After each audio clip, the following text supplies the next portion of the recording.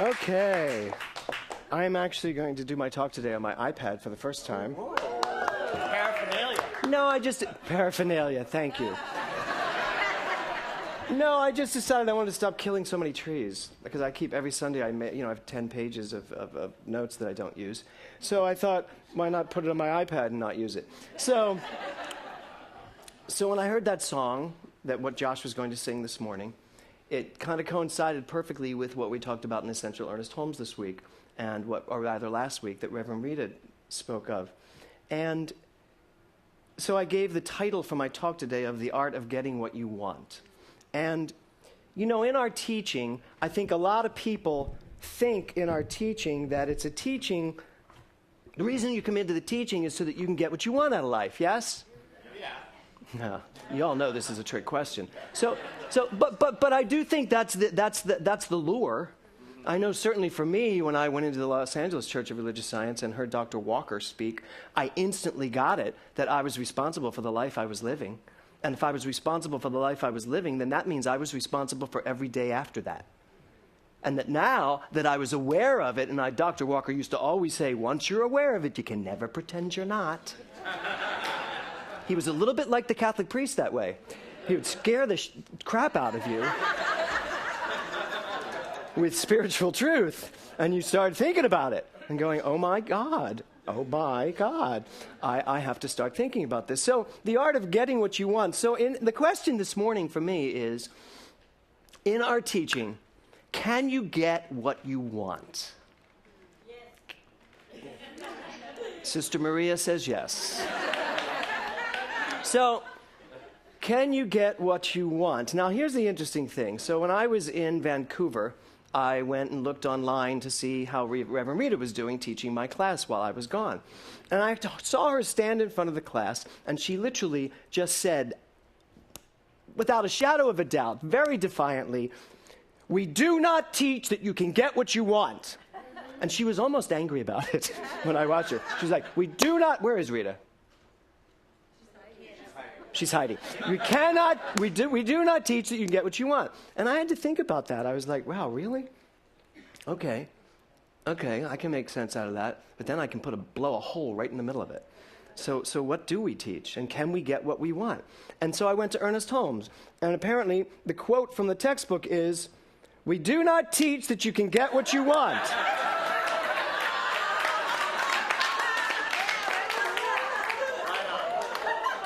Which will teach me to challenge Reverend Rita ever. So clearly, what I didn't get was that she was quoting Ernest Holmes. We do not teach that we can get what we want. But you know what?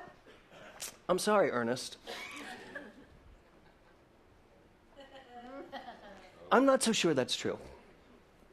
We do not teach that we can get what we want, or do we? Solomon, in all of his wisdom, said, "With all thy getting, get thee understanding." Now, here's the thing about that. I think that's a metaphysical statement.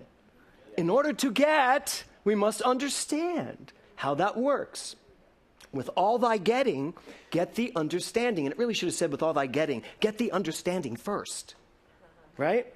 Because we teach, here's what we teach. Are you ready?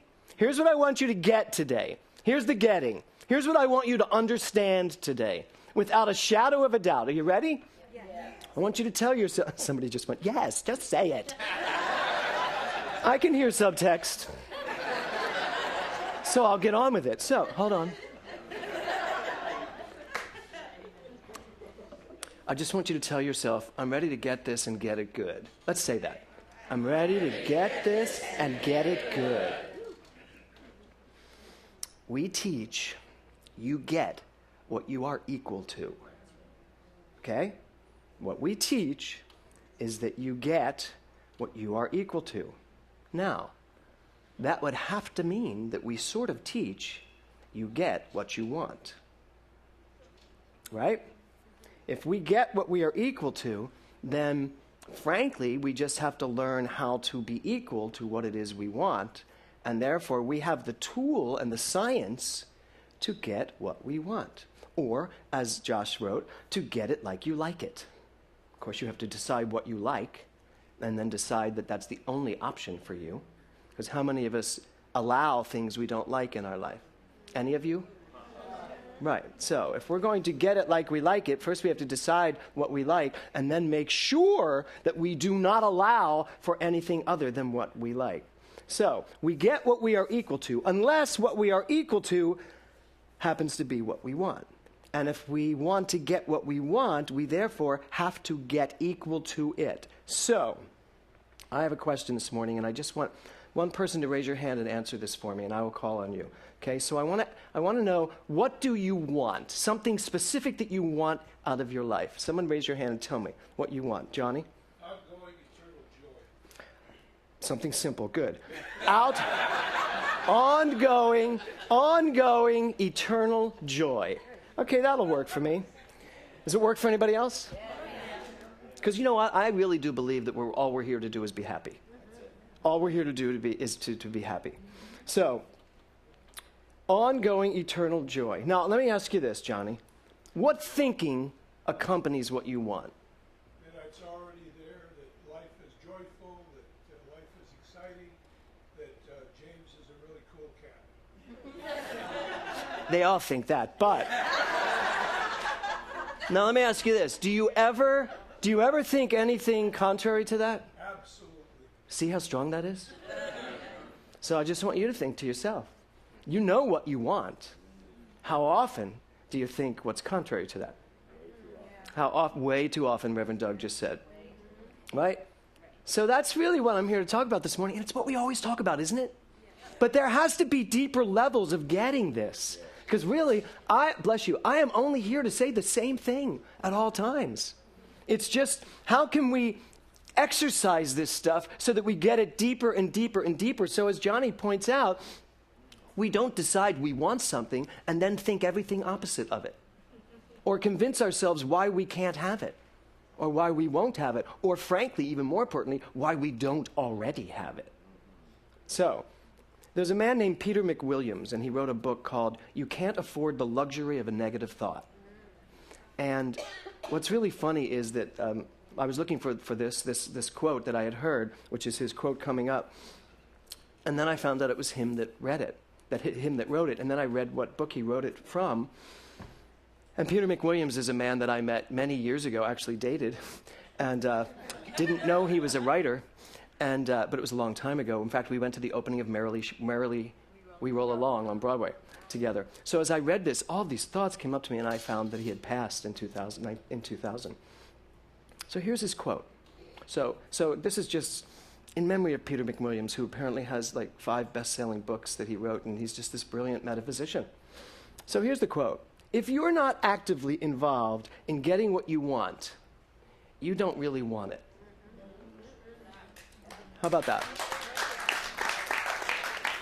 If you're not actively involved in what you want, you don't really want it. Here's the deal, though. Most people don't know how to be actively involved in getting what they want.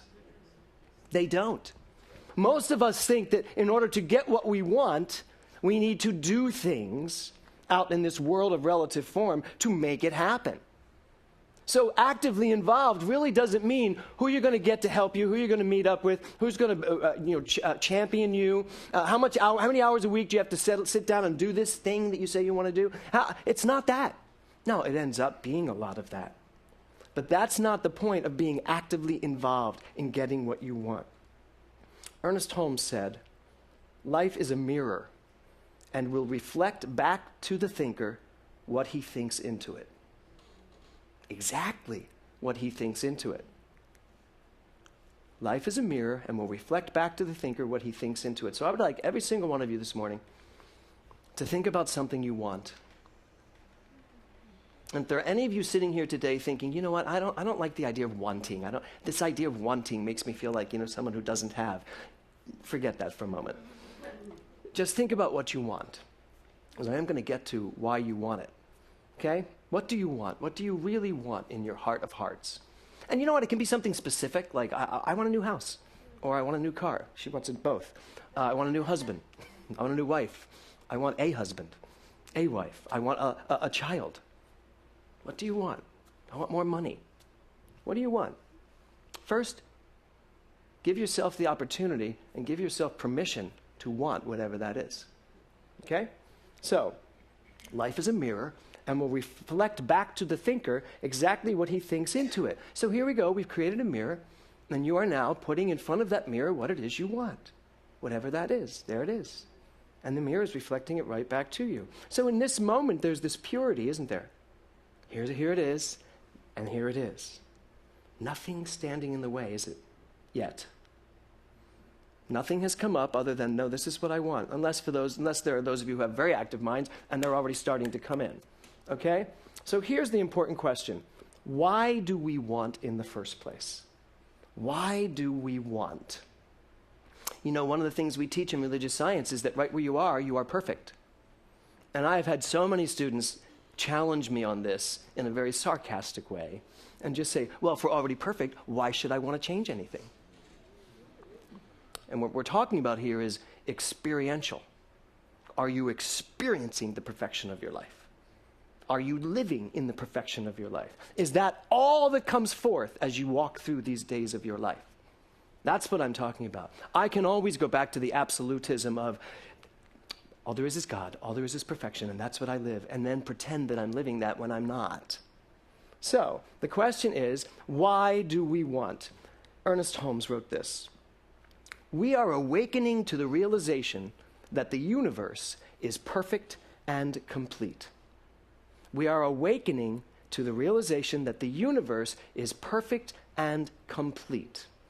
Now, to the degree that you are awake to the truth that the universe is perfect and complete, to that degree will you want less. To the degree that you are not living in the understanding that the universe is perfect and complete, you are probably going to want a lot more. Does that make sense to you? Yes. Any questions? Any questions? Good. Moving on.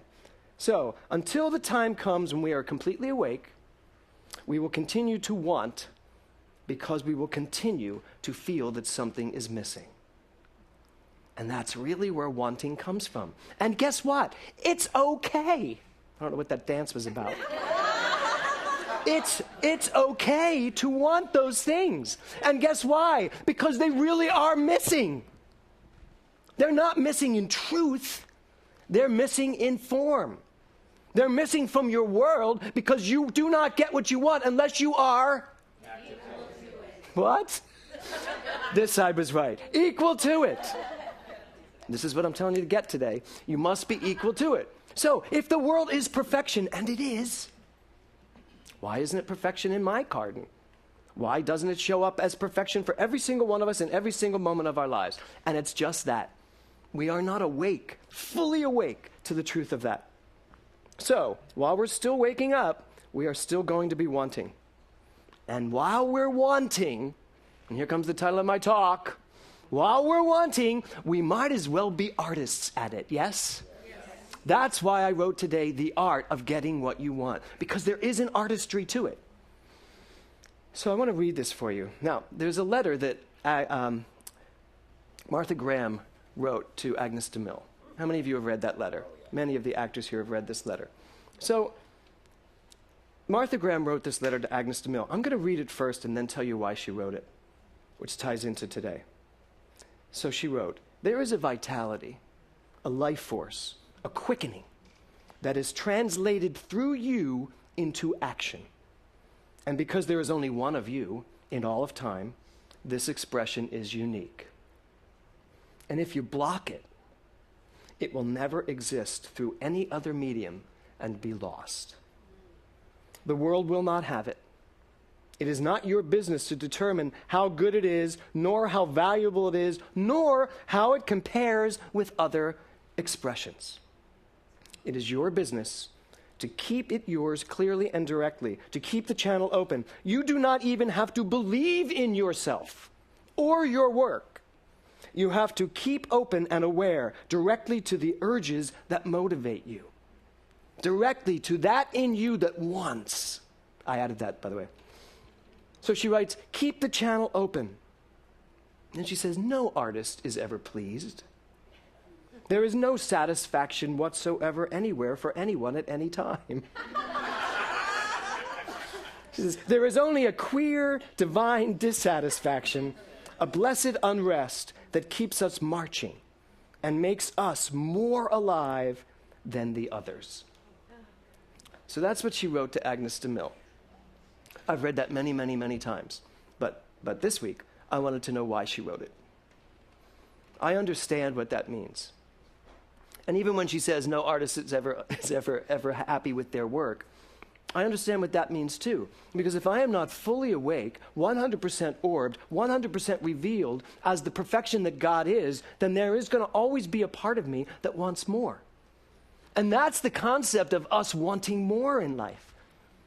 Because until we reach that state, and I know we will, and life as we know it will be absolutely, completely transformed, and we will barely even recognize it. But while we're not in that state, while we're still here, there's got to be wanting more. So that says to me, it's okay to want more, isn't it? It's okay to want. It's just that sometimes our wanting comes from thinking we don't have. And today I'm looking to change that for you and for myself. That my wanting has nothing to do with what I don't have. In fact, my wanting has to do with the fact that I have the more. That's who I am. And it shows up because to that degree, I just am not perfectly awake yet.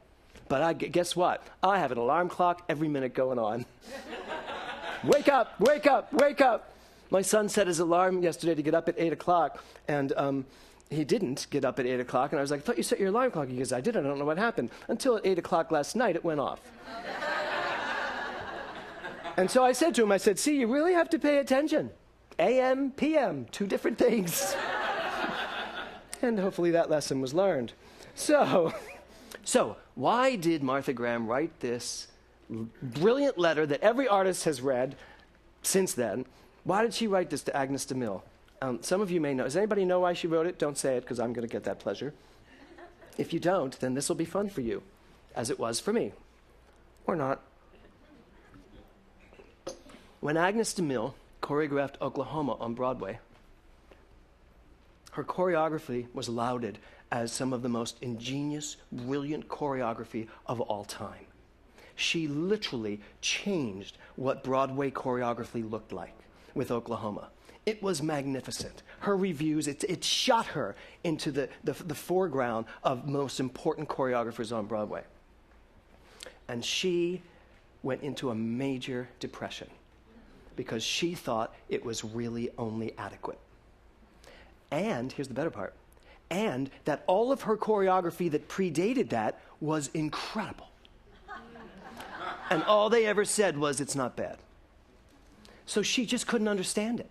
She just could not understand why all of this brilliant choreography she had done for all the ballet companies that were said, oh, she's okay, oh, that's not bad, oh, this is okay, when she's thinking, I am giving you everything I have. And then she goes to Broadway, and she's like, oh, I do a couple of these and do a couple of these. And everybody's like, Agnes de Mille, oh my God. And she's like, what? And so she went and had a soda, it said, a soda with Martha Graham after the show had been running, and she was now suddenly getting all these offered. And Martha Graham, and here's what's funny, we all think that Martha Graham wrote this to her. Martha Graham said this to her. Can you imagine that she actually talked like that? But she said this to her, and then eventually wrote it down. So what does that teach us? Here's the deal. She wanted to be excellent.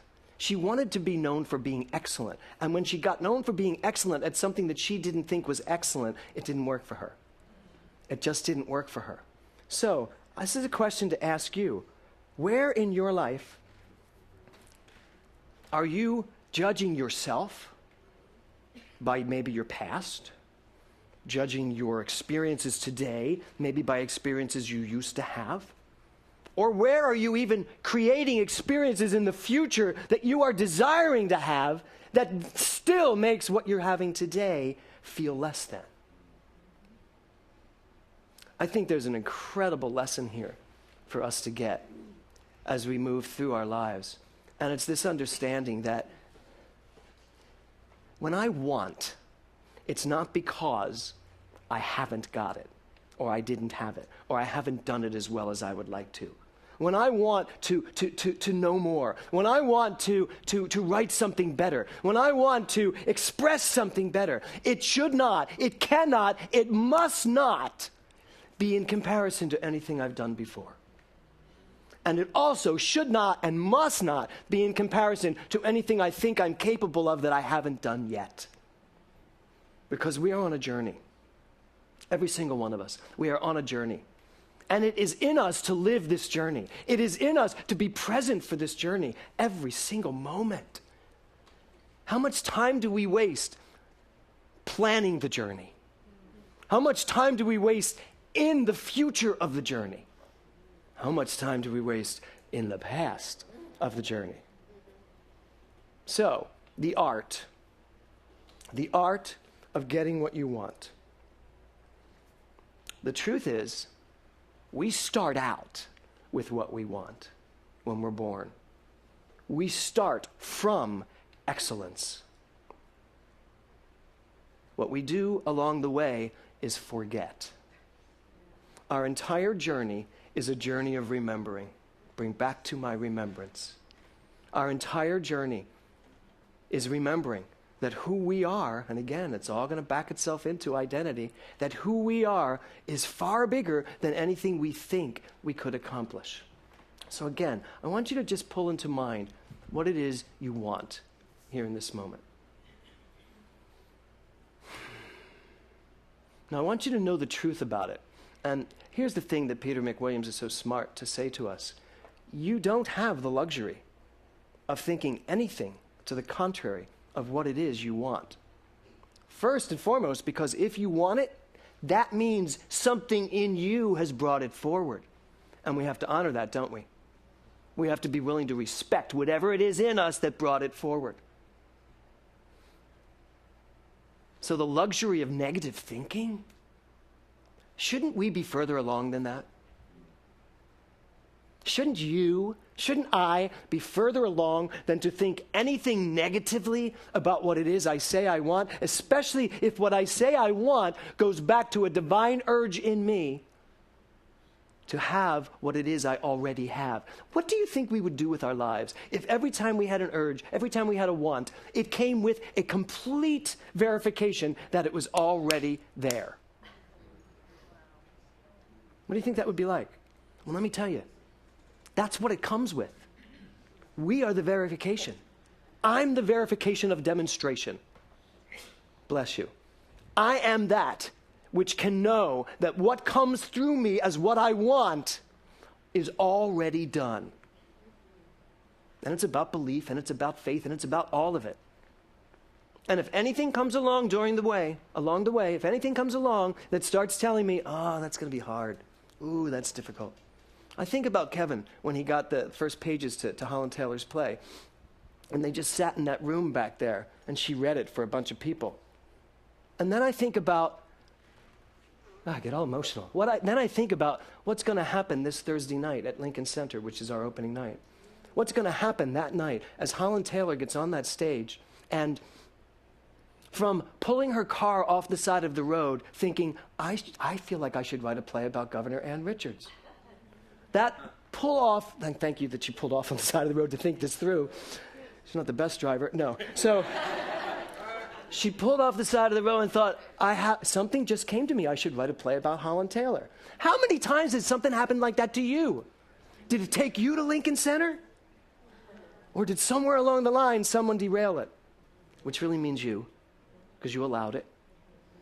So I think about her from that moment to writing it, to reading it, to acting it on this stage for a group, to going to Texas and daring to go to Texas and pretend to be Ann Richards when you're a Philadelphia, blue blood who's the mother on 2.5 Men. It's like she had everything going against her for that, but she didn't care because that was within her to do. And so she goes to Texas, they love her. Go to Chicago, huge hit. People from Chicago loved it. Go to Kennedy Center. They loved it. They're all Washington. They're all politicians. Now they're on Broadway. They are doing bang-up business, and people are just standing and screaming every night. Where did that come from? It came from something in her that said, I want Now, please understand this. Something in her that said, I want you to guide this to its ultimate experience. That's what's really going on with your wants. It's not you just saying, it's not just Renee saying, I want a better bookstore. No, it is that, but it's something in her saying, no, there is the ultimate bookstore there for you somewhere. And so she has gone, and Liz has gone step by step from a couple books in the lobby to this, to the Assistants League, to what will come next and next and next. But are you good with where you are right now? That's the question. Because if you're not good with where you are right now, knowing that where you are right now is where God is already knowing it as a full, perfect, divine, ultimate, already demonstrated perfectly experience, then you're not on principle. You're not knowing the truth. And you are starting to do what Peter McWilliams said, which is you're taking the luxury of thinking other things. To be the absolute perfection means to know who you are. And when that idea comes up, and here's really what I'm getting to today. When that comes up, and every one of you has one, don't you? Is there anybody here who doesn't have anything they want? Okay, I do too.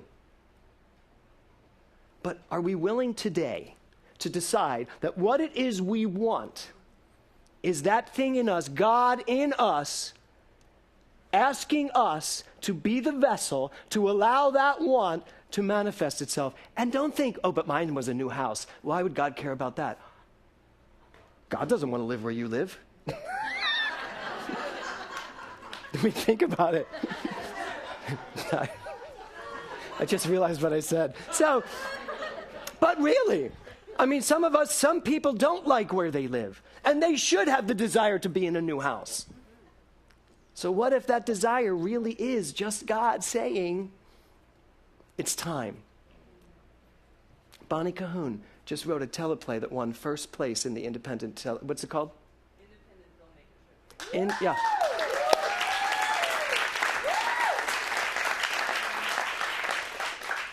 I have been watching Bonnie Cahoon for like 10 years now. Things coming up through her. And whatever it is that was in the way is no longer in the way.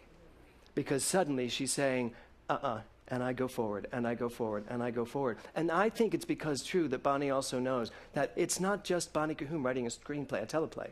It's something in her that knows this has to be released. This, as Agnes de Mille, as Martha Graham says, you are the only one that can birth whatever it is you are birthing.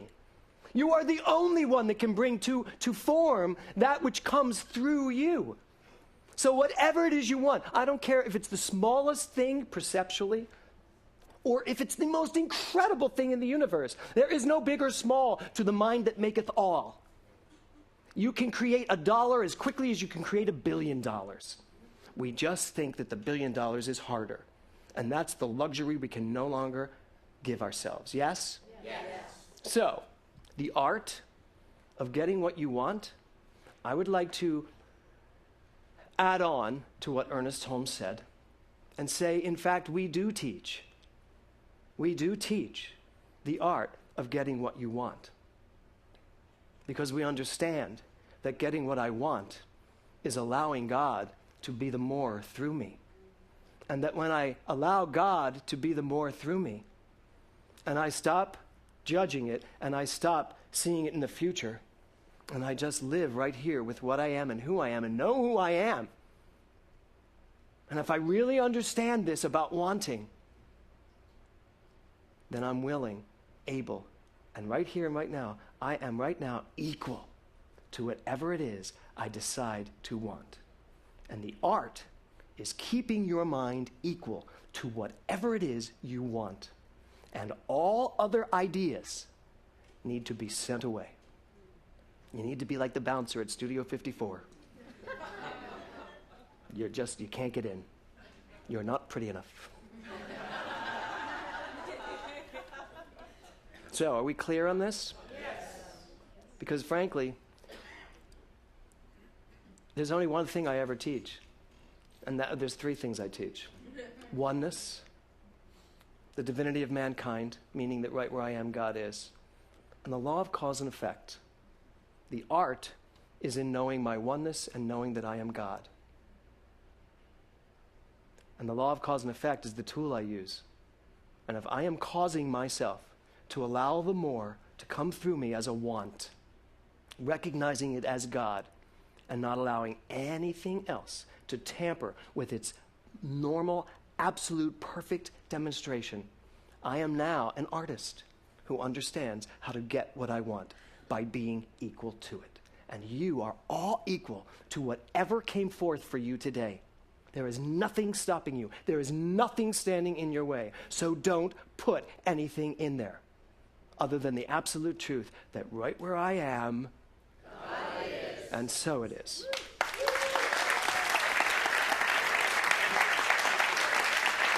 Thank you.